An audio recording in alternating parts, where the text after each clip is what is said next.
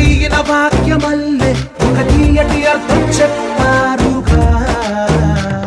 విడివిడిగా వీళ్ళు స్వరాలే కల కలిపిన రాగమల్లే